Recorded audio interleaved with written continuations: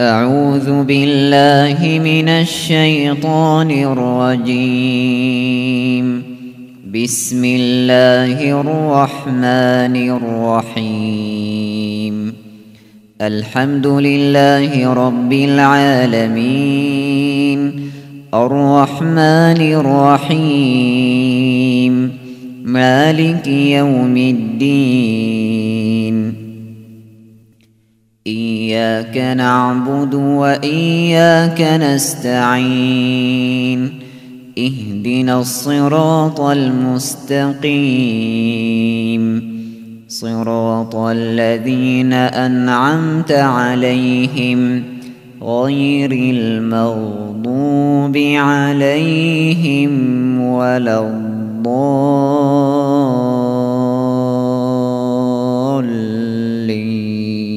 إذا جاء نصر الله والفتح ورأيت الناس يدخلون في دين الله أفواجا فسبح بحمد ربك واستغفره إنه كان توابا. أحمد بدر إلهي khayr ku siiyo quraanka ayadaha noo akhrisay marka waxaan u maleynayaa inaan ku soo dhaweynaya hadda Jamaal Xusmaan isagoo Germankii ku jirta ajendiisa waxaan rabnaa inaan marka hore السلام عليكم ورحمة الله وبركاته. وإذا السلام على كلين هوانك قويانا ورياشة انتي نماشي الشركة صوت مد وعد سلامتين سلامة مسلم كذا بالسلام عليكم. السلام عليكم. مركز حاجة وحوي مرة دي لإيري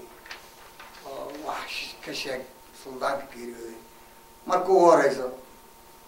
سلطان كوحن إلهي وقبرينا إن جنة إلهي كورابي كتاب كيسر قاعد مدك إلهي كسي سلطان عبد علي وحوها سلطان بلد مهر وحوها سلطان إيجي سلطان ذو كسو جيدو كل إنت مقاوة تقانا وملاينا يا وطمدن شبوين كلي يراهو تاريخ دي لقبصدي ضد بالغا قبصدي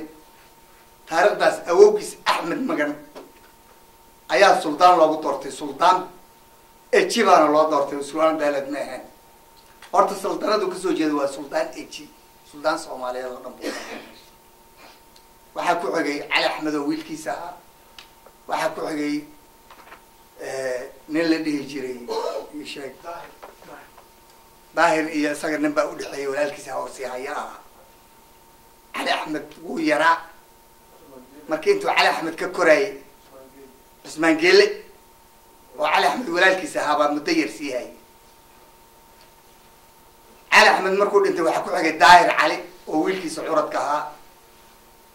مركا عبدي لحدن يلا ودي إلى إيو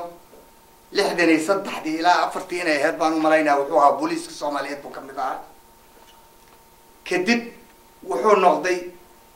نمان اللي يراها ودكد مركي اللي لسه يدرولين هادور يا فرطنها ودرولين نمان الله قاطي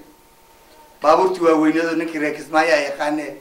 laga xadaldali jirto bulshada ka shaqeyn jirtay ayuu tarawalka ilaa 700 marka wuxuu ahaa baa Mr. Boska ahaa dukaan iyo wax buu watay 9kii 54 sano isagoo jiro ayuu wuxuu qabtay Sultan Daahir markuu dhintay ayuu wuxuu qabtay sultanada konton iyo farjil buu ahaa markaas hadda uu geeriyoodayna 72 sano u jira adal 22 sano meelahaas waayaan oo ayna hawsh Allahu naxariiste Sultan Abdi Ali Sokor wuxuu ka tagay laba xaas wuxuu dhalay dadku dhalay waxa weeye 14 ruux oo 7 rag yihiin 7 haween yihiin عبد علي أنا ما نبرنا صاحبنا معنا هنا وضد اسبرتمان هنا أنا وحواي لا دلتنا كذا شيء أنا يسق صلاة حسن وضيش يدير حسن وضيب أنا كذا دلي تبع عدي سئات بانو أقانا كل ضد كنن بسيبه وحوي قانين هدوم مسؤول نقدنا هذا اللي لما هو لكن سيدا أنا أقانا وحوها نن أد نبض وجعل nin qoys u daneeya ma ahayna wuxuu ahaa nin soomaalinimada u daneeya weliba dadka jubbooyinka wada dego deriska ah nin u wada daneeyo oo suldaan u ah buu ahaa sidaan anigu u aqaano marka waxaan ilaahay uga rajaynaynaa in kitaabkiisa ilaahay midigta ka siiyo dadka jaaliyadaha jubbooyinka oo degan Minnesota gaar ahaan magaalada Sankaloor magacooda aan ku hadlayo magaca qaraabada aan ku hadlayo waxaan ilaahay uga rajaynaynaa in Soomaalida samir iyo iimaan ilaahay ka siiyo dadkii uu dhalay iyo ehelada uu ka tagay in ilaahay samir ka siiyo sidaan hadda maqlayo ma hube waxaa la caleema saaraa la yiri nin isaga la dhashay oo bah kala ah oo Cabdullaahi Dhuubo la yiraahdo Cabdullaahi Ali Axmed baa la yiraahdaa kulley haddee ninkaasna anigu ahaantayda ninkii aan ku bedeli lahaa un weeye haddii inkastoo aan yar jecleen xoogaa inta munaasabada ka dhamaanaysa inay yar sugaan marka isagana waa ka warheli doonaa waa ka sidaas iyo nabadgeli doonto suldaan geeriyooday allah u naxariisto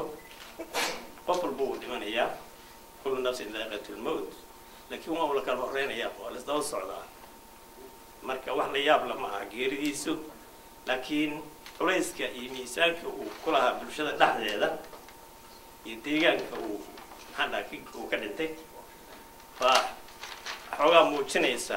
sida dareenkiina uu ka muuqdo ama meel kastaba idaacadaha iyo media iyo website-yada iyo markaad aragto tacsida looga gudbinayo taasaa sababaysa laakiin qof walba uu dhimanayaa marka waxaan leenahay ilaahay u naxariisto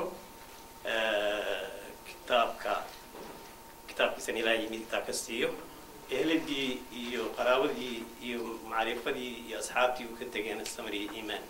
allah ka siiyo kursigii iyo meeshii uu ka tegayna mid asagoo kale ah marka si wanaagsan ilaahay kusoo fariisiiyo intaas aan isaga ka gudbina السلام عليكم ورحمة الله وبركاته. horta horaantii waxaan tacsiib u dirayaa suldaan cabdi suldaan cali sokor ilaahay naxariis ugu horeynta tacsiya ayaan dirayaa sida dadkii iiga horreeyay shirkana maanta laba arrimood ayuu ku wajahan yahay tacsiyada iyo JDA dhammaanteen eheladii laga geeriyooday ama beesha laga geeriyooday ama Soomaali dhamaan in general waxaan tacsiyo halkan uga dirayaa family especially oo ka geeriyooday ilaahay jannada firdaws ilaahay ka waraabiyo suldaan cabdi suldaan cali sokor eheladiisa ilmihiisa الله وبركاته waxaan leenahay marka ugu horeysa inna ilaahi wa inna ilaahi raaji'uun ilaahay ha u naxariisto isin Soomaaliyeed oo geeriyooday waxaynu leenahay ilaahay ha u naxariisto eheladii ka geeriyoodayna ilaahay samir iyo iimaan ha inaga siiyo magaalo ahaan baynu tacsida u diraynaa qolada martida midhaxagaas ay ka direen dee tacsida reer Sankaloor ahaan inagoo isku dhan 11,000 qof oo la sheegay baynu waxaynu u diraynaa isinkaas Soomaaliyeed ee geeriyooday eheladiisii iyo inagoo dhan baa dirayna tacsida waddanka Kenya maanta lagu aasay baan u maleynayaa magaalada Kismaayo waxaan leeyahay Soomaaliya oo dhan gaar ahaan Jubbaland gaar ahaan eheladiisii waxa weey suldaanka u tacsiyeeyaa suldaanka wax walba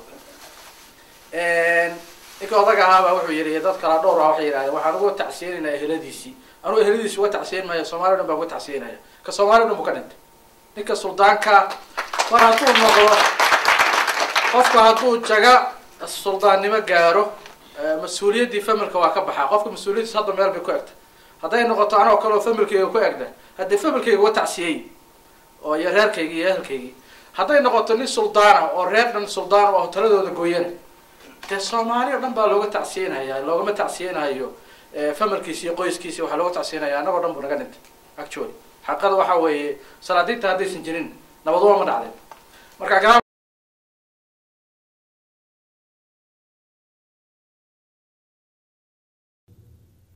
أعوذ بالله من الشيطان الرجيم بسم الله الرحمن الرحيم الحمد لله رب العالمين الرحمن الرحيم مالك يوم الدين إياك نعبد وإياك نستعين اهدنا الصراط المستقيم صراط الذين أنعمت عليهم غير المغضوب عليهم ولا الضالين